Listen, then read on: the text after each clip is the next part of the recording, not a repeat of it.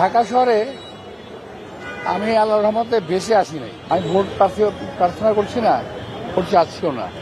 আমি অপরাধ করছি নির্বাচন করে দাঁড়িয়ে। আমি তো নির্বাচন আজকে থেকে করি না। এটা নিয়ে আমার প্রায় 5-6বারের মতো নির্বাচনে আমি প্রতিদ্বন্দ্বিতা করছি। আমরা এখনো ফর্মাল নির্বাচনের প্রচারণা শুরু করি নাই।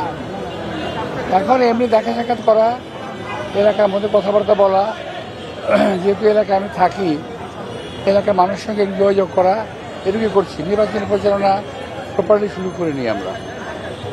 তো বাট এর মধ্যে আমি লক্ষ্য করছি যে বেশ কিছু প্রার্থী তারা কিন্তু প্রচারণা চালাচ্ছে রীতিমতো। আমি সেরকম সেদিকে যাচ্ছি না। আমি শুধুমাত্র স্বাভাবিকভাবে যেটা করা দরকার, একটা মানুষের দেখা সাক্ষাৎ করা, আমি সেটাই করতেছি। আমি ভোট প্রার্থনা করছি না, করছি আসছিও না। যখন থেকে নির্বাচনের প্রচারণা শুরু হবে তখন ইনশাল্লাহ আমরা যথাযথভাবে আমাদের কাজ শুরু করব। আমরা দেখতেছি যে ব্যালট পেপারে ধানের শীষের প্রতীকের নিয়ে বেশ কিছু প্রবাসীরা তারা বলছেন যে এটা উদ্দেশ্যপ্রণীতভাবে আসলে প্রতীকে দেওয়া হয়েছে। এই বিষয় নিয়ে আপনি যদি জানাতেন আমাদের। ব্যালট পেপারটাকে আমার মনে হয়, আমি যা দেখেছি বিশ্বের মাধ্যমে, সোশ্যাল মিডিয়ার মাধ্যমে, এটা একেবারেই উদ্দেশ্যমূলকভাবে করা হয়েছে যাতে ব্যালট পেপারটা কনফিউজিং হয়ে যাবে। সিল মারার পরে এটা কনফিউজিং হয়ে যাবে। যে এটাকে আমি মনে করি নির্বাচন কমিশনের এটাকে ঠিক করা উচিত ইমিডিয়েটলি, এবং এটা ঠিক না করে ব্যালট পেপার কোথায় যাওয়াও ঠিক না। আমি আশা করব নির্বাচন কমিশন এটাকে দিকে সুদৃষ্টি দেবেন এবং যাতে বিষয়টা পক্ষপাতমূলক না হয়, এটা যেন তারা চেষ্টা করেন। এক কথা কি, মহব্বত পেশি সব জায়গায় চলে না, করা উচিতও না। আর ঢাকা শহরে আমি আল্লাহর রহমতে বেশি আসি নাই। একবারে যা ইচ্ছা তাই করে ফেলবে ওটা সম্ভব না। চেষ্টা করতে পারে, তো এটা চাইলে তো ওদেরকে বহন করতে হবে। আমার সাজান প্রতিকে আসবে কেন ভাই? আমি কি অপরাধ করছি নির্বাচন করে দাঁড়িয়ে? আমি তো নির্বাচন আজকে থেকে করি না। এটা নিয়ে আমার প্রায় 5-6বারের মতো নির্বাচনে আমি প্রতিদ্বন্দ্বিতা করছি। তো এর আগেও বহু ঘটনা ঘটেছে।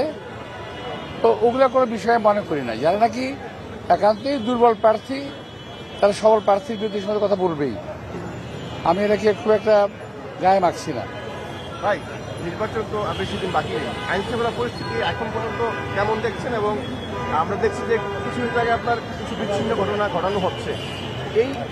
এর পেছনে অন্য কোনো উদ্দেশ্য আছে কিনা? আইন শৃঙ্খলা পরিস্থিতি নিয়ে আমি নিজেও খুব শঙ্কিত। কারণ কয়েকদিন আগেও আমাদের একজন কর্মীকে হত্যা করা হয়েছে এবং গতকালও বোধহয় একজনের উপরে আক্রমণ করা হয়েছে। আর আইন শৃঙ্খলা পরিস্থিতিটার যাতে আরও খারাপ হয়, এই জন্য কিছু কিছু প্রার্থী উস্কানিমূলক কথাবার্তা বলছে। আপনি খেয়াল করে দেখবেন যে আমাদের এই আসনের কিছু কিছু প্রার্থী, তাদের যে কাজকর্ম, তাদের কথাবার্তা অত্যন্ত উস্কানিমূলক। যেমন আমার সঙ্গে তারা বলতেছে, আজে বাজে কথা বলতেছে।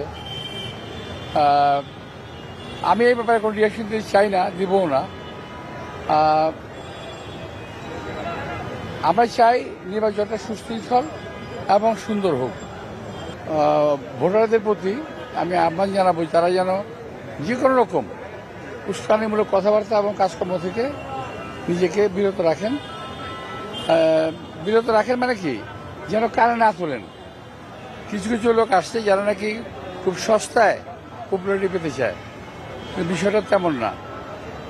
তো কিছু কিছু লোক কথাবার্তা বলছে এগুলো মানে উস্কানিমূলক কথাবার্তা, এবং অনেকে নির্বাচন কমিশনের বিধিমালা লঙ্ঘন করে মানে অন্য প্রার্থীর বিরুদ্ধে কথা বলছে। আমি ওদের বলতে চাই না, কিন্তু আমি খেয়াল করছি যে উদ্দেশ্যমূলকভাবে উস্কানিমূলক কথাবার্তা বলছে যাতে আমরা একটু ইরিটেট হই, যাতে একটা কোন রকম ঘটনা ঘটে। তো আমাদের নেতা কর্মীরা অত্যন্ত সুশৃঙ্খল, শান্ত, এবং তারা কোনো রকম উস্কানিতে পা দেবে না। এটা হলো আমাদের সবচেয়ে বড় বিষয়। আর কিছু কিছু প্রার্থী নিজেদেরকে তুলে ধরতে গিয়ে অন্য প্রার্থীর বদনাম করছে, যেটা নাকি নির্বাচন আচরণ বিধিমালার লঙ্ঘন। তো এই ব্যাপারে আমি নির্বাচন কমিশনকে আহ্বান জানাবো তারা যেন ওই ব্যাপারে খেয়াল রাখেন।